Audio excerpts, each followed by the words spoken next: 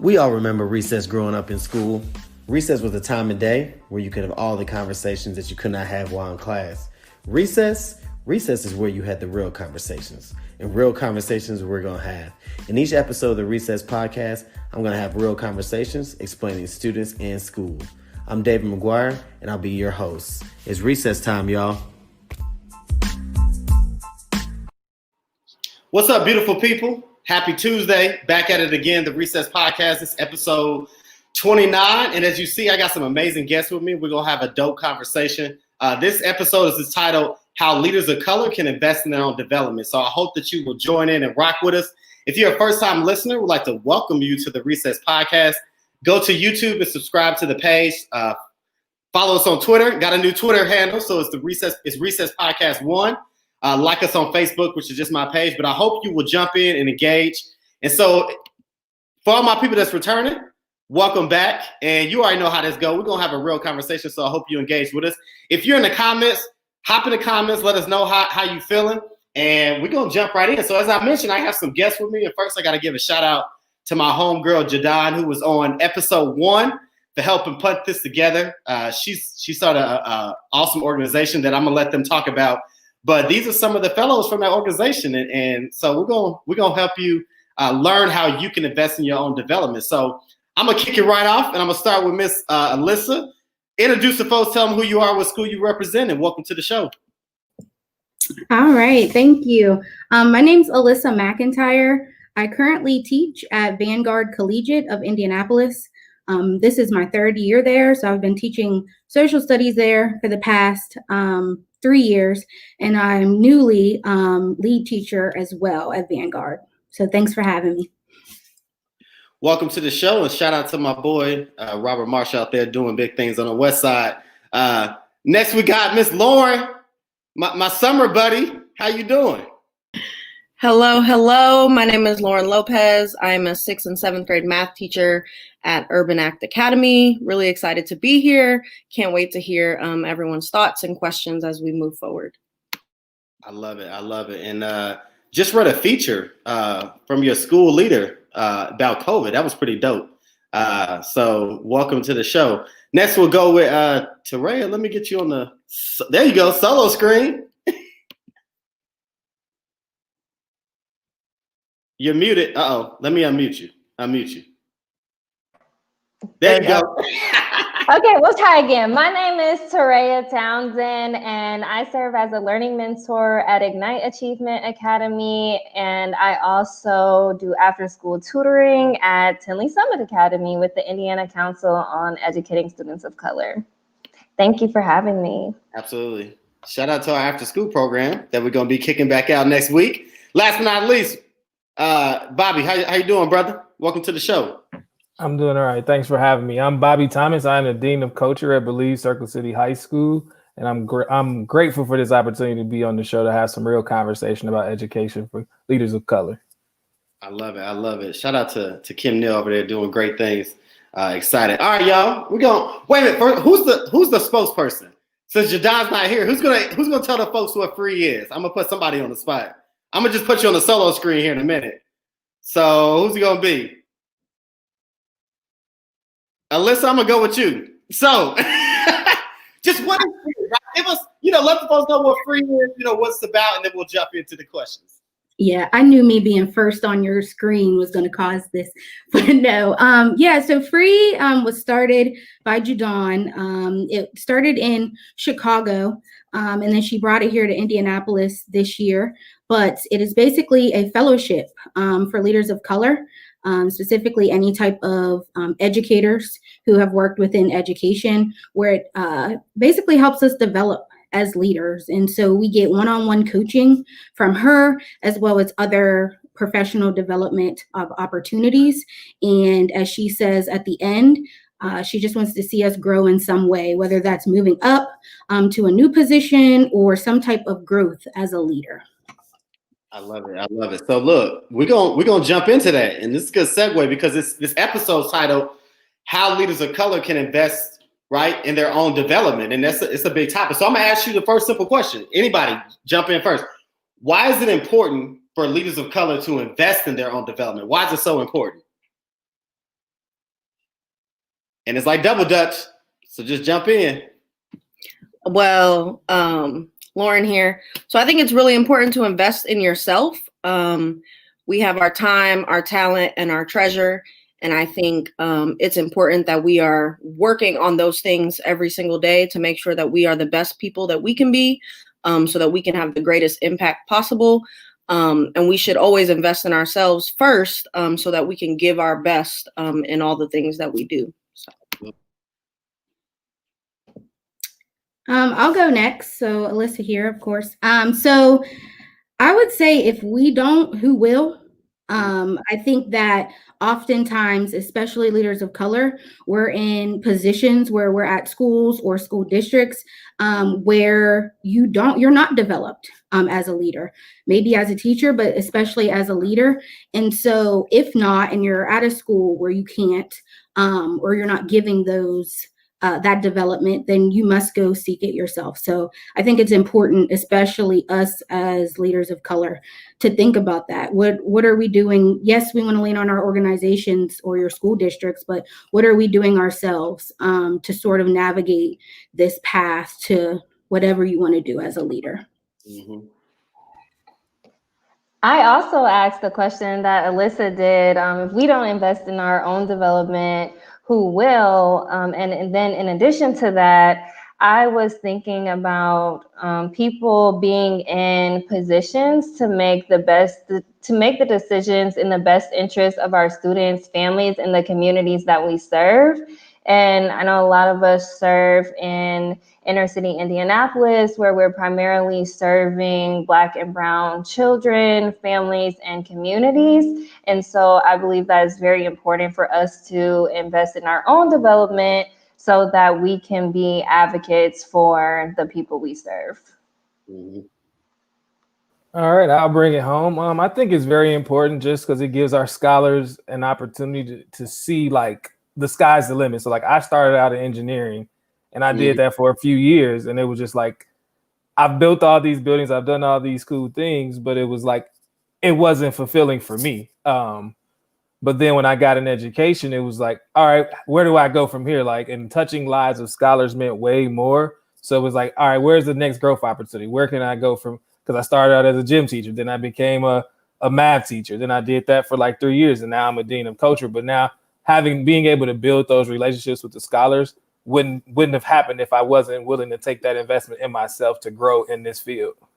Absolutely. And listen, we all know, like, until we can truly get the profession to look like the students that we serve, right? A lot of times those people that are those gatekeepers for those opportunities, right? They may not put you in positions to grow and develop yourself, right? So if your leadership isn't doing, and I'm talking about, Black and white, but particularly when you have white school leaders who are not going to see a young teacher of color and say, yep, I'm going to invest in that person. You got to do it yourself. Cat Williams said it best, right? You got to be in tune with your own star player, right? So if you know who you are and what you need, right, you got to go out and seek those investments. So we talk about the importance of development, but what type of development should leaders of color seek? Like what avenues should I go? If I'm saying, all right, I'm a teacher, I want to be a leader, or I want to be a coach, or I just want to grow as a teacher, what type of development should I seek as a teacher of color?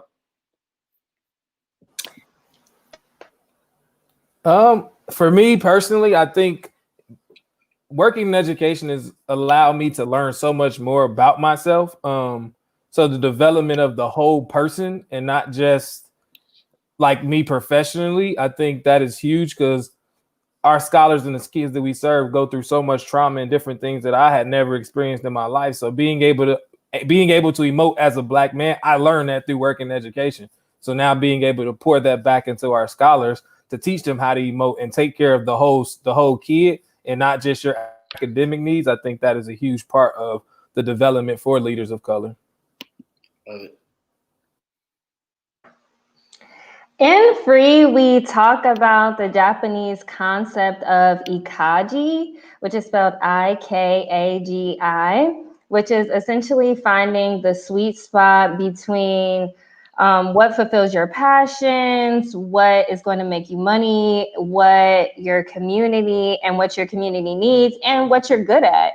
And so I recommend leaders of color seeking out development in all of those areas, and development that not only relates to their profession, but to their passions and to their interests, and also what's going to make them money.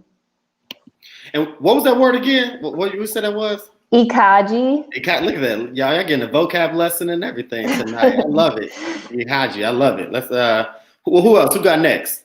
I was gonna say it's really important, I think, to invest in yourself outside of your profession. So prior to living in Indianapolis, I was in Columbus, Ohio. I worked at one of the largest universities in the country. And I did a lot of stuff in the community to help me develop my leadership skills. So I sat on a community nonprofit board. I volunteered in schools while I worked at the university. So I think there are a lot of different avenues that you can use to develop yourself that's not just related to the organization or the company that you work for. So you really have to be strategic about networking and finding those opportunities and getting access to those opportunities, especially as a leader of color. So I just really think it's important to not just look within an organization, because even at a large university, I had to find opportunities outside of that university. Yeah, I definitely agree with that, Lauren. Seeking, your own development, that you can sort of not only develop yourself as an educator if you decide to stay within education, but also just as a person and leader, yourself. I think that we talk about, or schools, I should say, us educators, we talk about differentiating in the classroom. And I think that when it comes to leaders of colors, I think that there should be some differentiation for us as well. I think that leaders of color should definitely go to programs, fellowships, anything that are specifically geared towards leaders of color, because I feel like there's been many instances, I feel like within these few years and even in college, where I found myself sitting in a space where I'm once again the minority, and there's not even necessarily like-minded people, because I don't even need that, but just people who don't understand how our Black and brown students come to school and the things they go through. And so I think it's important even to look at programs, like I said, that are specifically for leaders of color and help us develop. Yeah, and I'm going to put up this quote, or this comment. Juanita said, development that sets your soul ablaze. And it goes back to what you said, like when you're not getting developed, the natural thing to do is I'm just going to jump at every opportunity that I see, anything that's free, anything that comes my way.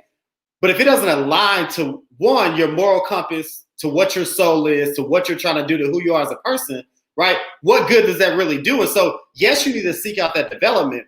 But to that point, right, find something that sets your soul ablaze. Find something that aligns to who you are as a person, to who you are as an educator. And, when those opportunities aren't there, right, how do you latch on to organizations and help create those for others? But I do want to put up something, just, because this happens, the show, somebody says a comment and it catches my eye. So Peace, Knowledge, Wisdom says, I'm in a district where 38% of students are Black, but less than 5% of teachers are Black. How can we get some of you teachers who are in predominantly Black schools to come to our schools? So I'm going to just speak as a school leader. That's the job of that school leader, to seek and try to diversify their population, right? This whole field of dreams, if you build it, they'll come. It don't work that way, right? If you want a diverse staff, if you want more Latino staff, if you want more Black staff, you have to go out and seek that. So you have to position yourself as a school leader and say, okay, do I go to these HBCUs? Do I connect with an organization like Free and say, hey, I got these openings? Where do you go and how do you position yourself? You can't just say, hey, we want more Black teachers. We want more Latinx teachers. Are you going to come with us, right? So I put a lot of that onus on the school leaders and not necessarily the teachers, because, right, like, I mean, if this is a school that doesn't have many Black teachers, I know when I was a teacher, I ain't trying to be the only token Black person. I've been there before, and it ain't fun, because you're going to pigeonhole me in discipline. You're going to pigeonhole me in Captain Save a Black Kid, and I ain't on it. So, but what are y'all thoughts about that? Like, what can school districts do to do that? Go ahead, Lauren, jump in.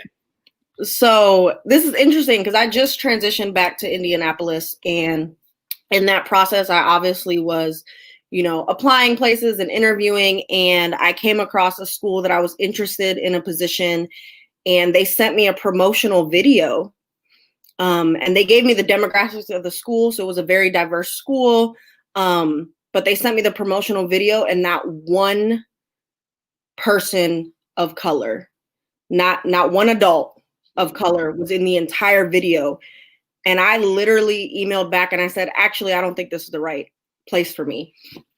Because you're right. Like, I've been there, I've done that. And what I don't want to be is the sole person having to explain every misconstrued policy, every discipline issue, every background of every student.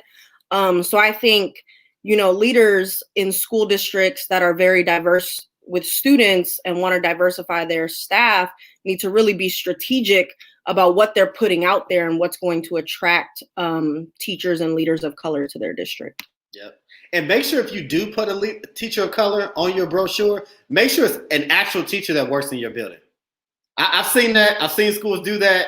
They got this brother on there. And I'm like, you go Google it. I'm like, I see that somewhere else. So just, again, that's my advice. But you also have to create an environment, right, where leaders of color can see an avenue. So I need to be able to see that there's opportunities for me to grow or for them to grow and other opportunities. And if those aren't there, then again, if you're lacking the diversity on your staff and you don't have opportunities for us to grow, that's an internal conversation, in my opinion. Does anyone else want to jump on that before we go to our next question? Anybody want to chime in? Yeah, I will. I agree. I think that it's up to the school board and the administrators to seek out educators of color. If not, then you'll keep getting the same results where you see a room full of Black and brown faces and a white face and often a white woman teaching them. I actually come from a small town where that was the case.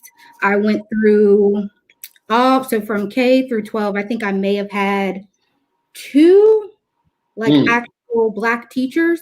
There may have been others that had taught other grades, but I only had maybe 2 Black teachers. And I definitely built relationships with them and remember them fondly because that's important, especially in schools where you don't see a lot of leaders of color. So I think that, yes, it's definitely up to the school board as well as the administrators to seek that.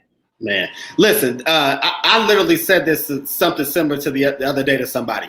You owe it to yourself and to your students. Learn as much as you can so you can be an advocate for kids of color that need you. I literally said that to somebody about seeking development. Like, you have an obligation, one, to yourself, right, to not be out here reckless and trifling. And you owe it to the kids also to not be out here reckless and trifling. Because honestly, and schools have to be honest, right? I can say this because I'm a school leader. When it comes to development, right, there's still a growth that needs to happen with one, and somebody said it, differentiating the development that you provide to your staff that fits the needs of them. And so because we haven't mastered that as schools, right, then as a teacher, you have to see that and be like, okay, I gotta find my own avenue, right?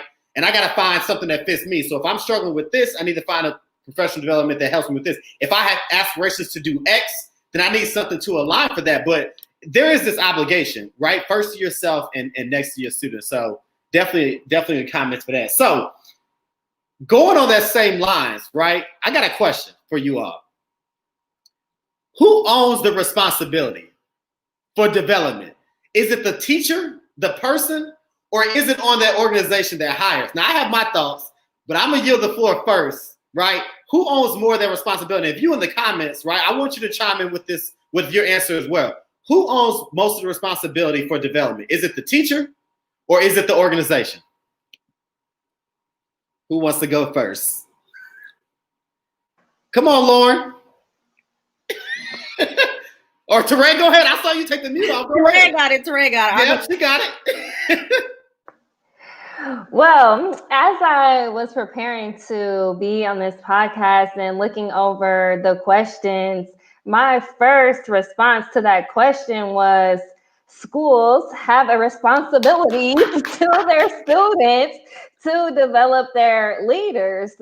So if schools want great educators, if schools want passionate educators, they would take the onus to develop those educators as professionals who are in front of their students. So that was my first thought. Mm-hmm. But I also strongly believe in self-advocacy and taking the ownership and the responsibility of seeking your development and seeking development in areas that you're passionate about and areas that you know you need to grow in. Who's got next? Yeah, so that was a tough one as I was like prepping for that question. Also, I think it works both ways. I think it's definitely important for an organization to ensure that their staff are developed robustly, I think somebody said in the comments, to ensure that they can be successful in the role that they are in. I think that's definitely the ownership of the organization.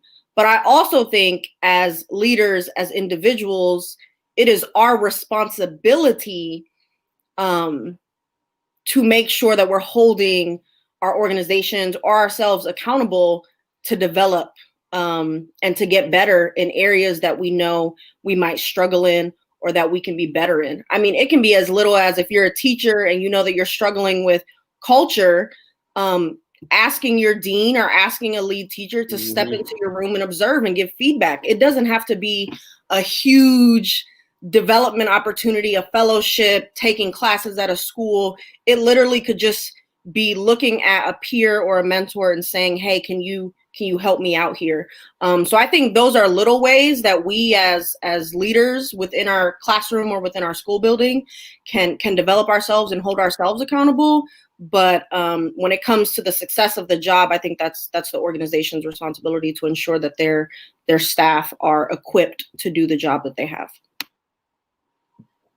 Yeah, I agree. I think it's both. I think ultimately it's our job to do, and I feel like a lot of leaders of color, at least who I know, we know that it's going to be our job. We're not going to depend on our schools or school districts to do it. We're going to do it ourselves. And so ultimately it's up to us. However, I think that schools who want to be successful, and especially when it comes to students of color, I think that you would want to. Why wouldn't you want to develop your teachers? Your school is only as good as your teachers and the leaders there. So why wouldn't you want to develop them? So I think it's both. But I feel strongly that ultimately it will be us. And I feel like I'm confident that leaders of color will do that and do that each day.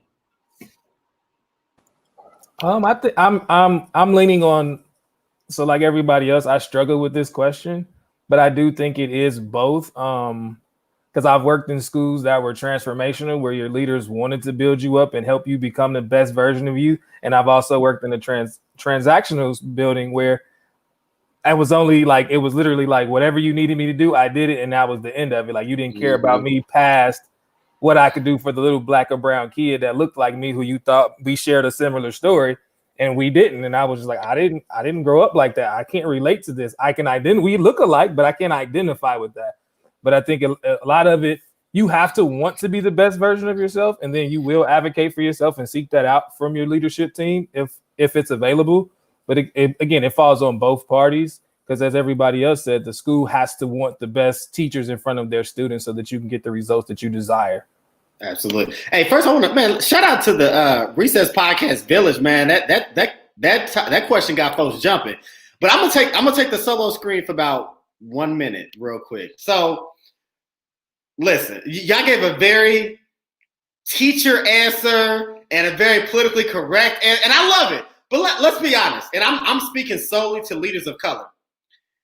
Leaders of color, it is your damn responsibility to develop those teachers of color in your building. If you don't, as my professor said in college, you trifling, right? Because you have to see, right, the future. Not just that we see the future in our kids, but also in those teachers. And you have to develop them and give them the same opportunity that somebody gave to you. You got to send that elevator back down. You got to provide that roadmap to leadership. And if you're not doing that, shame on you. And that's selfish. And that's that crab in the barrel mentality, because what you're afraid of is, if I build up this teacher for them to be great, then eventually going to take my job.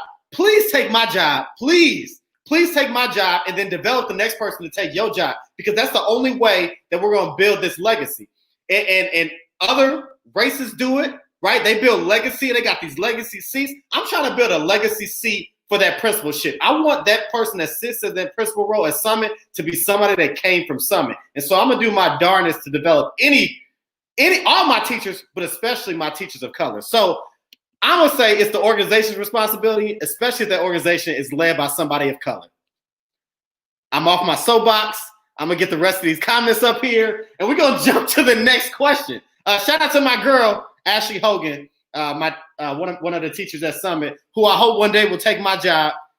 So again, that's what it's about. That's what we should be doing. So the next question: why do you feel that there are not many avenues or opportunities available for teachers of color to find this development? What do you think the issue is with that? Well, I don't think it's necessarily a surprise if you look at how our society is. I mean, it's a trickle off of that, right? Like, we know that we live within a society where there's something called systemic racism. Mm-hmm. And so therefore, it's always like people of color are trying to play this catch-up game to get access, right, to things. So I think that it isn't for a reason. There isn't, I should say, those avenues for a reason when you look at it on a broader scale. However, I think there's definitely been, many strides towards getting educators of color the development that they need. But I just think of it on a broader scale on how our society functions. This is one of those effects of that, unfortunately. Agreed. So when she was speaking, the first thing that popped into my head was all leaders matter, all teachers matter, all educators matter. And it was like making me upset. I think there are things that leaders of color experience that these all professional developments cannot address. There is imposter syndrome. There is code switching. There is background. There is systemic racism. There's so many things that I think why I'm so grateful for programs like the Free Fellowship is that it allows us as leaders of color to have these honest and vulnerable conversations around things that our students are going through, things that we are going through, and there is no judgment, no anything put against us. So I just think it's so important for us to have those avenues, and when they don't exist, then we need to create them. So I'm so grateful to JuDonne for creating this avenue for all of us to have this space to do exactly what those other programs can't give us. Mm-hmm.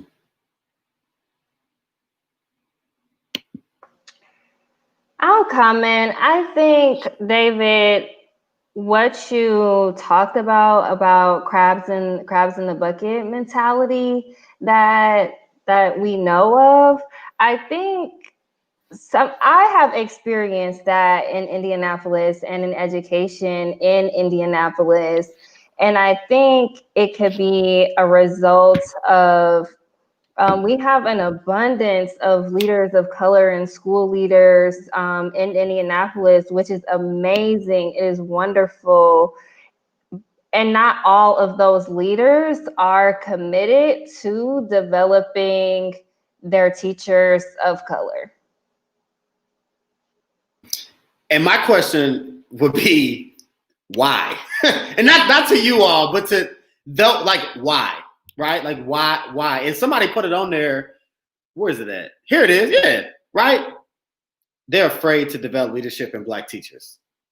I don't understand why, right? Like, and it's just not. It's not. Again, it's not just black teachers. It's just leaders of color. They're just afraid of it, right? Because, and I said this before, right? When you think about, and I'll just use black teachers, right? They're afraid because they know what runs through the veins of black people, right? It's royalty, right? It's legacy. And because they know that, right, the last thing they want to do is activate that. God forbid you remind a black person that you didn't come from slavery, that you came from kings and you came from queens, right? The moment you realize that, you realize your worth, right? And Alyssa, you said, right, that's the systemic racism, right? That's what this society and this country is trying to do, is trying to let us think that our history begins with slavery, and it doesn't, right? And so slavery was, and Sharif El-Mekki says it best, slavery was an interruption of black history. It is not black history, right? And so they're afraid to activate that power that's inside of us. But so, Bobby, what's your thoughts, man? Why are there not enough avenues for leaders of color to develop? I think if you provide us with the opportunity, we'll excel at it. And because once we start to excel and start knocking down those barriers, now you got to give me a seat at the table. And once I got a seat at the table, now the conversation has to change. And you don't want to change the conversation. So now you keep me out.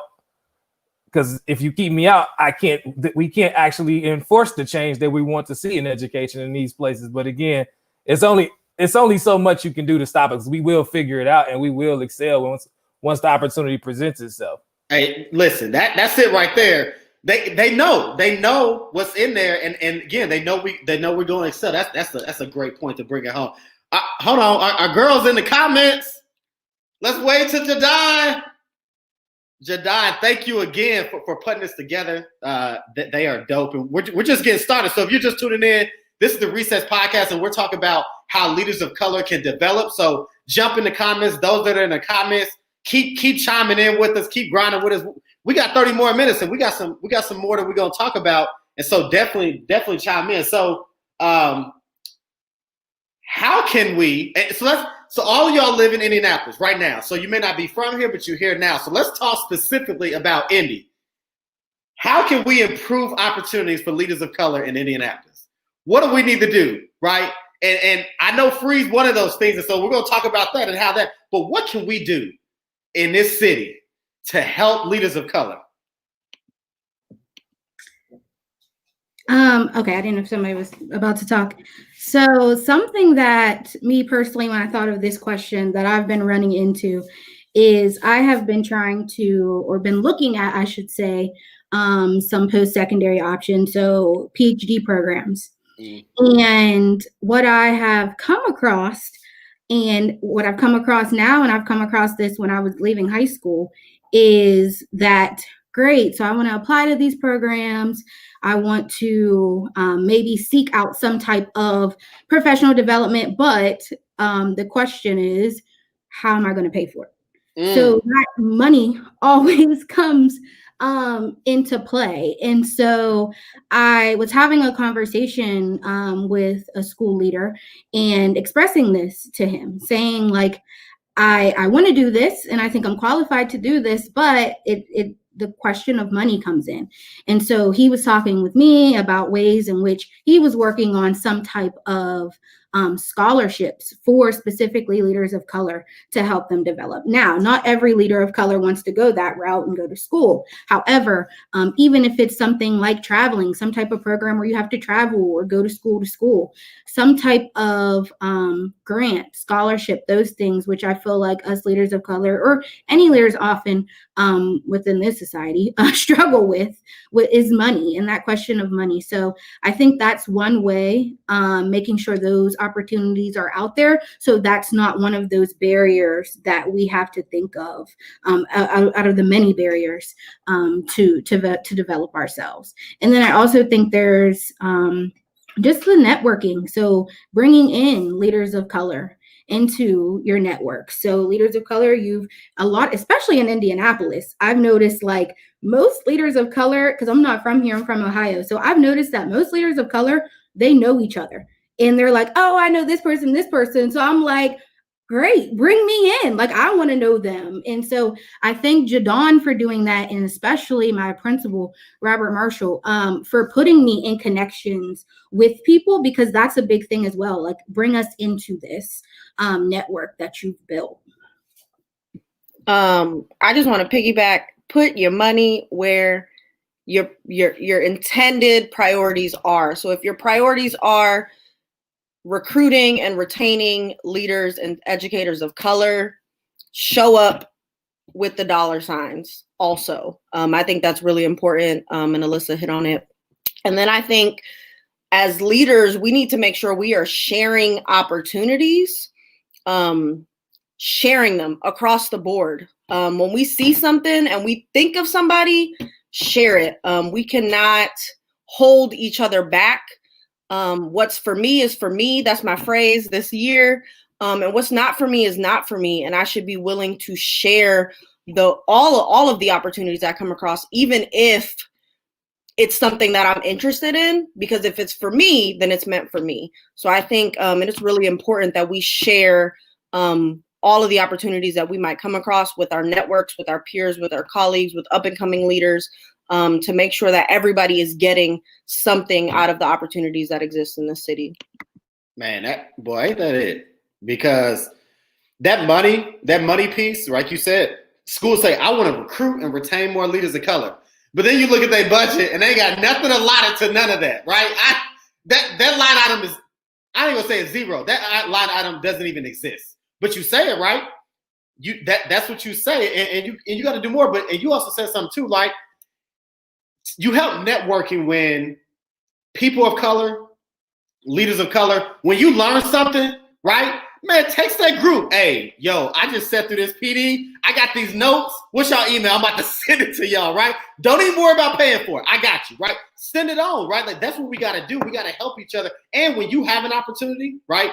When you got a seat at the table and there's a chair next to you open, this seat's reserved. I got somebody for this seat, right? That's the things we got to do. So, Torreya, Bobby, what are your thoughts? What do we need to do in this city to do better?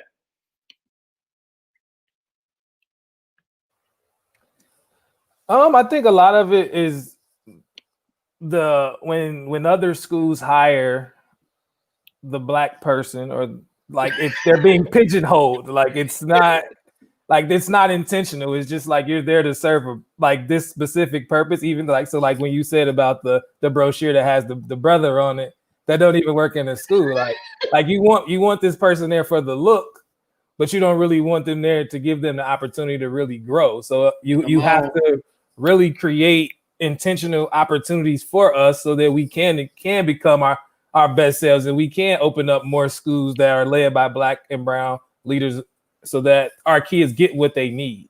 Man, that is it, right? You want my beautiful face and my melanated skin, but you don't want none of this up here. You ain't trying to provide no avenues, no money, no nothing. That's spot on. I really, Alyssa and Lauren, I really appreciate what you all said about money and allocating dollars to to align with intentions. And I also want to piggyback. Somebody said something about networking, and I think having the opportunity to network in spaces, informal networking opportunities, even in sacred space networking opportunities where real conversations can happen, where, like Lauren spoke of, there isn't judgment or competition, and we're really here joining in a place to grow and to develop. And I think more spaces like that are really necessary here in Indianapolis and across leaders of color. And as a shameless plug, if you want a place where you can talk about this thing, the Recess Podcast is always open, and I have an open door policy if anybody wants to talk about it. And my man Michael said it best. Michael, look, I've been trying to get this to politicians here in this city. I've invited some to come on the show. I don't know if they're really ready for this realness, but they do need to hear these conversations. They do need to hear these conversations from teachers, because they doling out all this money, in my opinion, in the wrong direction. You're putting the energy in the wrong places, or you're not putting enough energy in the right places. So But again, the Recess Podcast is always open for anybody that wants to have a platform, because that's why I built it. But anyway, moving on. So we're going to go back to the solo screen because we talked about all these things, but now let's give some folks some things that they can do. So individually, what have you done to invest in your own development, right? So obviously all of you guys are part of Free, so that's one piece. But what are some other things that you've done that maybe other people say, man, I never thought about that. I need to do that. So what type of things have you done that you've done to invest in your own development? And we'll go in reverse order. So Bobby, I'll start with you. What have you done to invest in your own development? The first thing I did was take the step out on faith to join Believe Circle City High School, because like I was working in a gravy place and I really enjoyed the staff that I work with, but I was just like, what can I do to grow and get to the next stage in my career in education? So then I took that step, and it's been a great opportunity for me so far. And Kimberly Neal Branham has done an amazing job making sure I am being fully developed and getting what I need to go on to the next level of my educational experiences. Man, that leap of faith, it's a scary thing, but when you land on your feet, it's also beautiful. But I definitely know what you mean by just taking that leap of faith. So I'm putting you on the, hold on, what's red? There we go. Solo screen. So what have you done, right, to invest in your own development? So going off what Bobby said about taking a leap of faith, I think the most important development that I've done in myself is my spiritual development. And I consider teaching to truly be a ministry in the work that I do with children, communities, families, scholars, and all of that. And so for me, really diving into my spirituality, getting to know who I am, like Juanita said in the comments, what sets my soul ablaze, and really making sure that I'm intentional about developing in the ways that are aligned with my true and authentic self.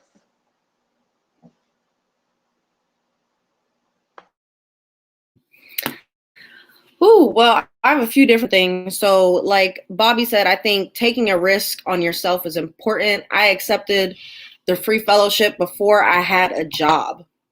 I applied for an apartment before I had a job. So I think that's how important Free was to my development. So I think like just taking a risk on yourself and trusting that you know yourself best, and you know what you need to grow. I think that's really important. Second thing, when I worked at the university, I took advantage of every conference, workshop, professional development opportunity, presenting at conferences, doing research. So I think it's really important that we find avenues that develop us in multiple different ways. And when I was at the university, I think I was really able to intellectually develop myself and do research around student success. And then doing things in the community, I think is really important. Not only does it develop your communication skills, your leadership skills, but you're getting to know the communities that you serve. So when I was in Columbus, I sat on the board as the chair of a nonprofit youth organization that focused on youth who were coming out of the system. And it was a different avenue of the work that I was doing in classrooms. So that was really important to me, to just finding all these different ways that I could impact the youth in the city. But also it allowed me to really step into some leadership opportunities and grow as a community leader as well.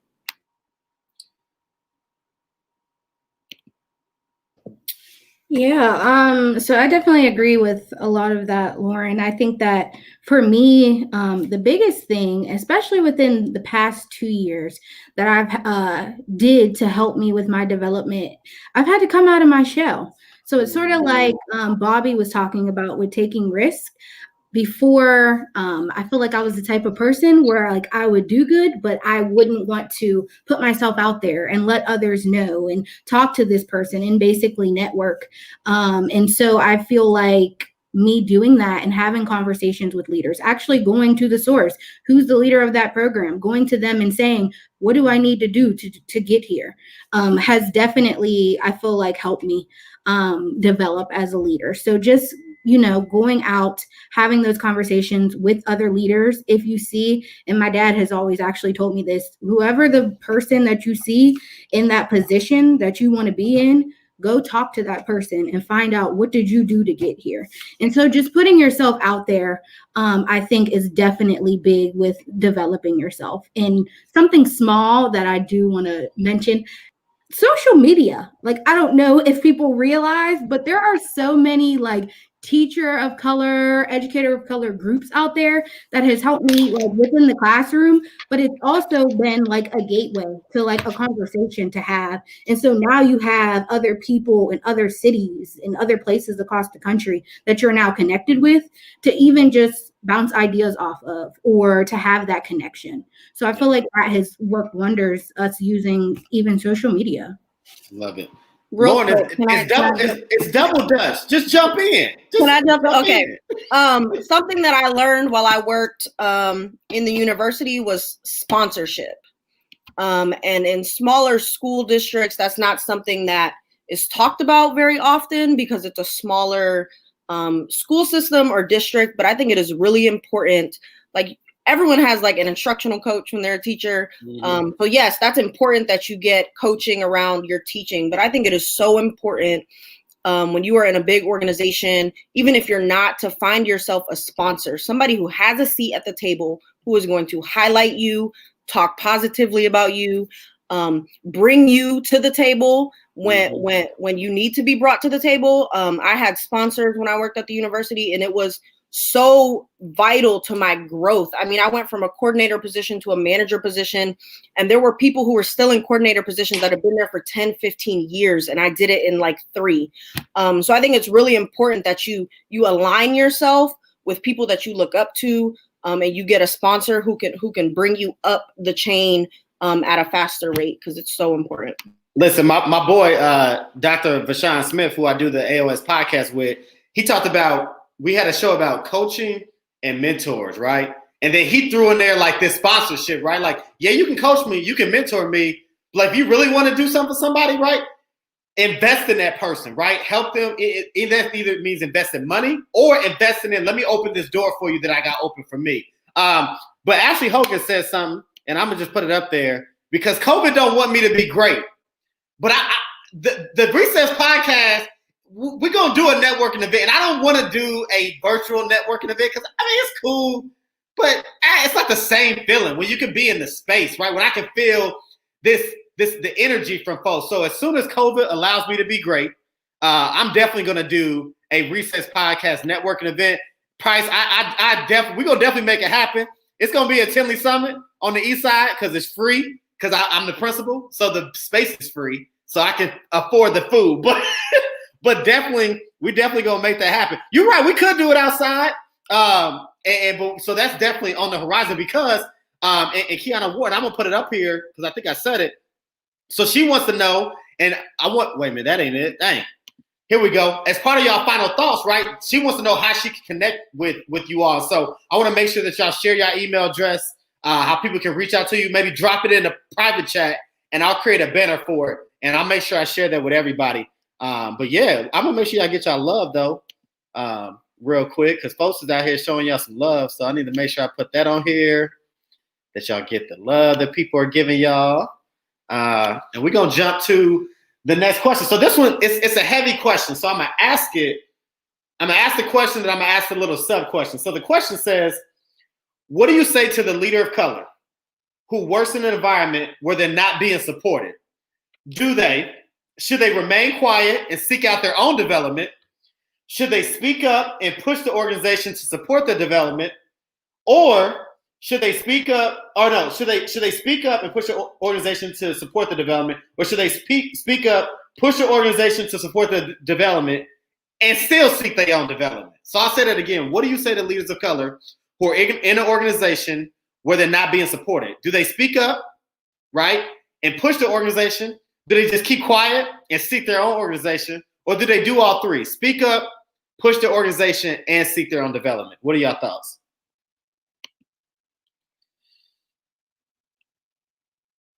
Yeah, I knew that was going to be the question. I knew that was going to be the one. I say all three. I will say not. You can speak up. You can tell your organization, but what they might want to provide is maybe not what you need or want. And that's happened a lot with me. So I would find really amazing opportunities for like national conferences, and my organization was like, we could do a local one, and I'd be like, okay, I'm gonna go donate and raise my own money, but I'll still go to the local one, and I'm gonna find a way to also go to the national one also, right? Find sponsors, find people who are willing to pour in and invest in me. So I think you got to do all three, no matter what. Yeah, I agree with that, Lauren. I think all three is important. I think one, doing it yourself, as I said earlier, it may come down to that you do have to go and seek your own development. However, I think it's important for you to press your school and to speak up, because of sort of what we just talked about earlier, where we said we need these other leaders and administrators of color to sort of help us, right? Help us have a seat at the table. And so I feel like if we don't advocate for our school to do it, there may be a leader of color after you once you do move up that needs that. And so once you do that on a bigger scale at your school and push them to do that development for teachers or teachers of color, I think that it won't only help you, but it'll help future teachers as well. I agree with my colleagues and my fellowship members that leaders of color should absolutely do all three. Speak up, push your organizations, and seek your own development. Accountability. We talked earlier about accountability, and so I think Lauren said, or maybe Alyssa, but we should put pressure on our school leaders and our organizations to develop us and be advocates for ourselves again in communicating what we need and not being afraid to communicate what we need, because we do deserve to be invested in and we deserve to be developed. And so I think it's okay to push, and it's also our responsibility to seek that development if we're not getting it from our organizations. I have to agree with everybody else. I would say all three. You definitely need to speak up because we've been quiet for too long. And a lot of times we just get in those spaces and we're just there. So you do need to advocate for yourself and communicate, say what you want, say what you need, and push your organization. Because now if they don't believe in you as much as you believe in yourself or you believe in them, now you need to find another place to go work, because that's not the organization for you. And then of course you got to seek your own development so that you could always be the best version of yourself. Because again, we play the long game, is what I'll call it, the long game. You always got to be in a position to get what you want when you want it. And if you don't develop yourself, you will never get there. Man, listen, I always say this. You're not always seeking your next move, but you should always be preparing for your next move. There's a big difference, right? I'm not saying you're actively looking, but you need to be putting things in place, right? Positioning, thinking. And Bob, you said it best, right? Too many times there's this notion, there's this idea that leaders of color, people of color don't think the long game, right? I'm thinking about what's in front of me. Yeah, I'm thinking about what's in front of me, right? But I'm also playing chess with this, right? So I'm positioning something 3, 5, 7 years down the line. So these moves that I'm making, this development, that's what I'm thinking about. That don't mean I'm happy where I'm at. That don't mean I'm looking for a change. I just need to make sure that I'm ready, right, when the position comes up. Because the last thing you want to do is get that position and you ain't ready, right? So if you stay ready, you ain't never got to get ready. So that, that's how it kind of rolls. And you don't want that opportunity to come up and you be like, I'm missing this skill. I didn't get to do this yet. Nah, bump that. And listen, even if you do, because I'm gonna say white people do it all the time. Fake the hell out of that shit. I was just about to piggyback off that. I was like, you gotta just do it. Just do it, right? Because what you have to understand is what's inside of you is excellence and greatness. And it'll come out, right? I say pressure does two things. It bursts pipes or creates diamonds. And most people of color that I know, deep down inside, they're a diamond. So don't worry about that pressure for sure. So, yeah, it was a loaded question. I did say a lot, but I agree with y'all. It's definitely all three. So we're getting close to the hour. So I'm going to do one more question before we get to final thoughts. So I'm going to jump to the end. So here we go. Oftentimes, leaders of color work in environments where they're the only one or there's few. How difficult, right, is it for them to stand out in those environments, right? How hard is it to be, we talked about earlier, how hard is it to be in the only one or one of the few in these organizations?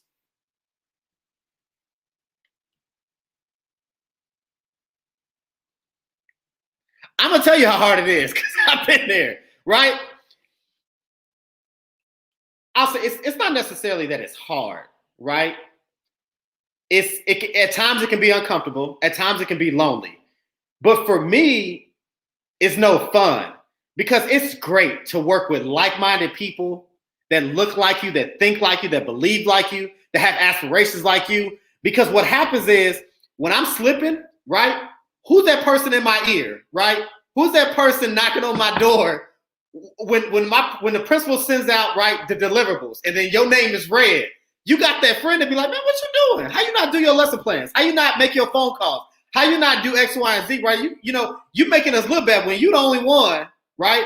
It's hard, and also a celebration, right? So when you do great things, nothing like your people. Your people ride for you the hardest, right? It's always those people that look like you, believe like you, that's gonna definitely support you. And so for me, it's just more about it's no fun when you're the only one, right? Like it's not any fun. So, but for y'all, like, what's it like when you're in those environments, whether it's in education or somewhere else, when you're one of few of the only ones?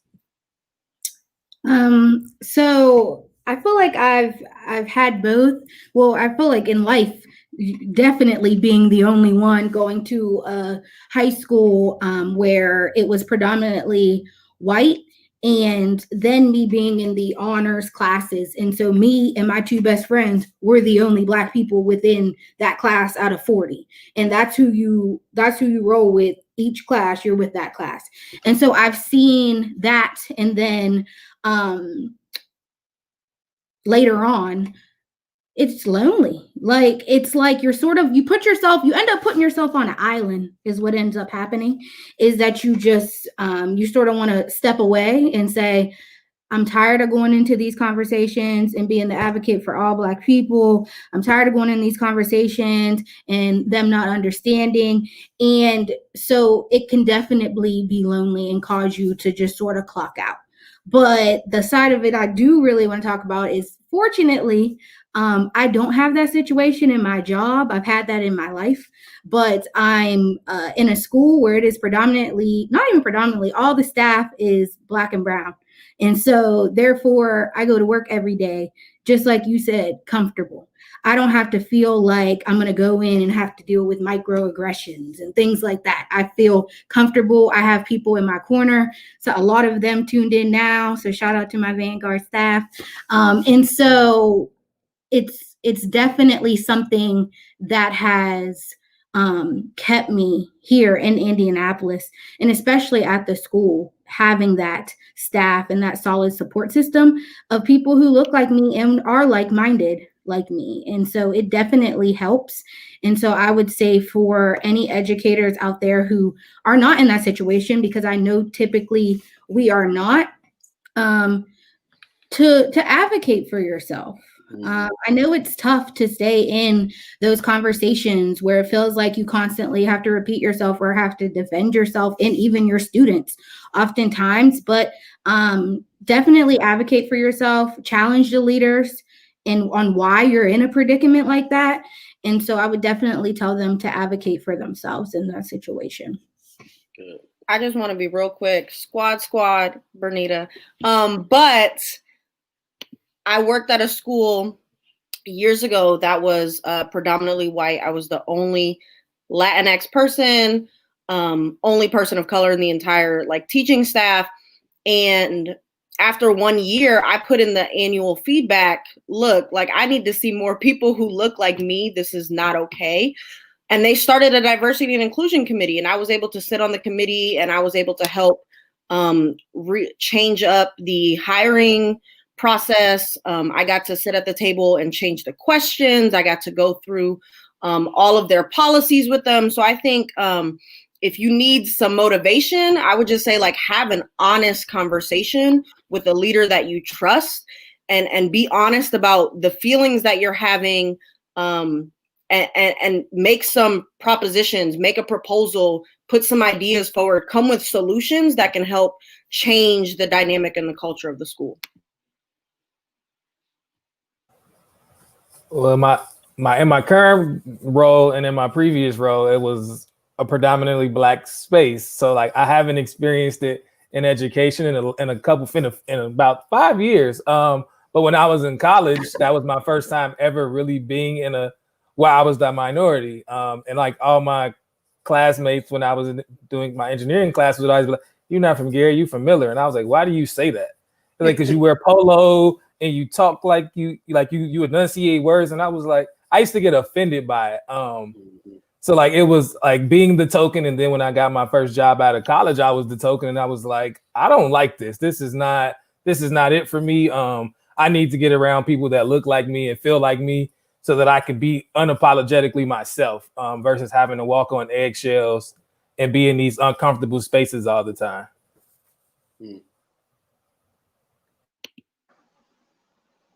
So, David, is your question, how is it difficult to stand out in an environment and to position ourselves as leaders, or how difficult is it being in the environment? All the above. Okay. Both.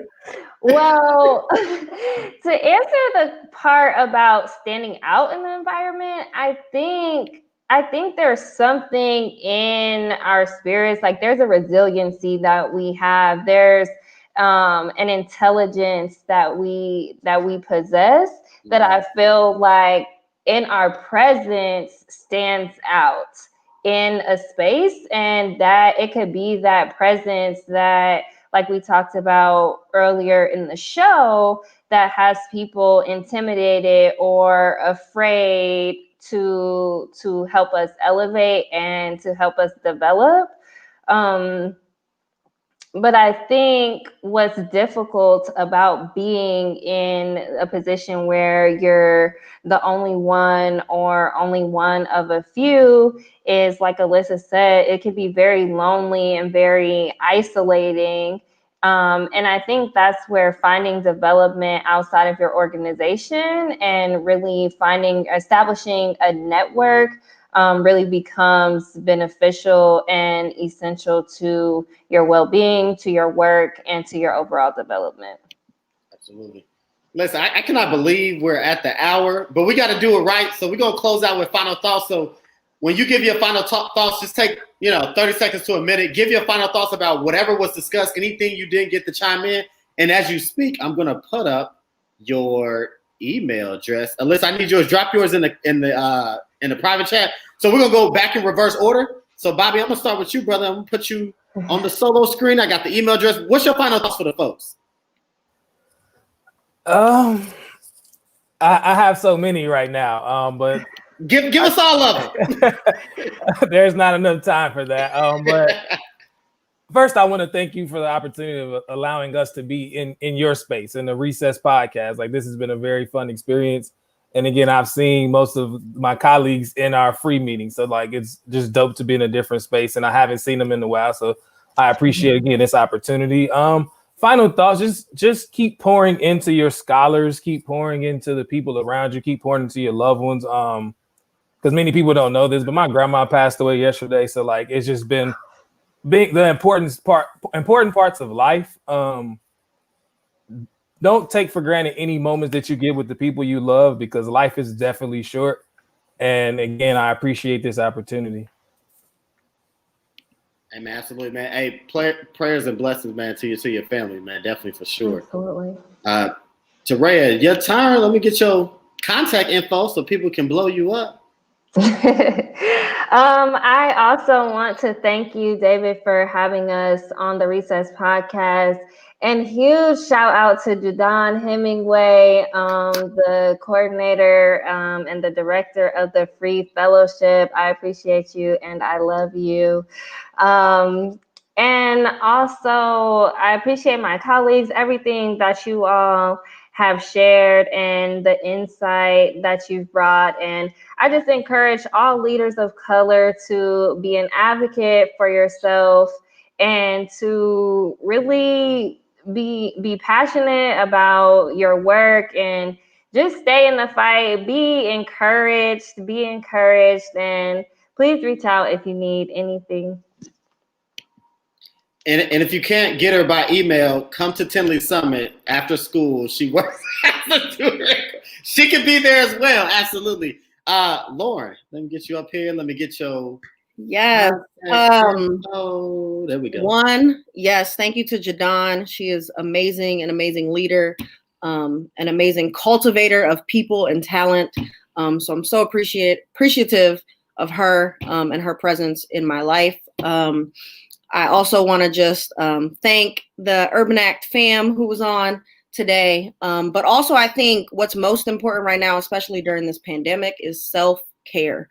It is so important that part of our investment in ourselves is making sure that we are mentally, spiritually, emotionally, psychologically, all of the things healthy. So I just want to throw that out there, that part of that development of yourself is self-awareness and knowing when sometimes you might need to take a step back and give yourself some space to rest. So that's my final thought for today. I love it. Last but not least, let me get my banner. There we go. All right. So I definitely want to thank you so much for having us on this podcast. It was amazing. I had a great time. I definitely think we had some conversations of substance. And I definitely want to shout out JuDonne. You know how I feel about you. Thank you so much for this opportunity. And as Lauren said, putting us leaders on platforms like these to allow our voices to be heard. I would say my final thought is to leaders of color. As Torreya said, advocate for yourself. Speak out. Have those conversations that you need to have, that you know you need to have in your building with your leaders or with fellow teachers. Have that conversation. Be confident in yourself. Know what you bring to the table and that you do bring a lot to the table. And so therefore, utilize your skills and put yourself out there. So that would be my final thought. I just want to say I appreciate each of you for coming on. I think I echo what you all said. Shout out to my sister, JuDonne. She was on episode 1 when I first kicked this off, and I really didn't know what I was doing. And the episode was fire. She's been supporting me ever since. And, you know, I went to her with this idea about doing something with Free, and she came up with the title, and we crafted the question, and it's just been better than I expected. I appreciate each of you. Here's my ask for you all. And I think I can speak on behalf of your school leaders, on behalf of Free, and on behalf of the city. Whatever you need to do, whatever needs to happen to keep you all here, don't hesitate to reach out. We need all of you here, continue to grow, to be leaders, to cultivate the next generation. So whatever needs to happen to get you there, I want to make sure that we support that the Recess Podcast is here in any way that we can. Also, JuDonne, I still got your shirt. You know what shirt I'm talking about, so I still got your shirt. But my final thought is simple. What's a couple things? First, my homegirl, Ashley Hogan said it best. This episode was fire. It was fire, not because of me, but because of y'all. So thank you again. But I'm going to leave you with a quote. So it says, education is for improving the lives of others and for leaving your community and world better than you found it. So like my shirt says, normalize Black education. We got to keep this normal because some of the stuff that I'm seeing in some of these classrooms is all out trifling. And we need to make sure that our kids know the truth. Catch me next week for episode 30, same time. But I want to tell you, in February, I'm launching a new series called Just a Teacher From. And I'm going to have teachers from Atlanta, Chicago, Philly, Kansas City, and Dallas. So be on the lookout. That kicks off in February. But as always, the Recess Podcast, create the platform, control the conversation, change the culture. I'll see y'all next week. Shout out to Free for being on. Shout out for y'all for listening. Peace.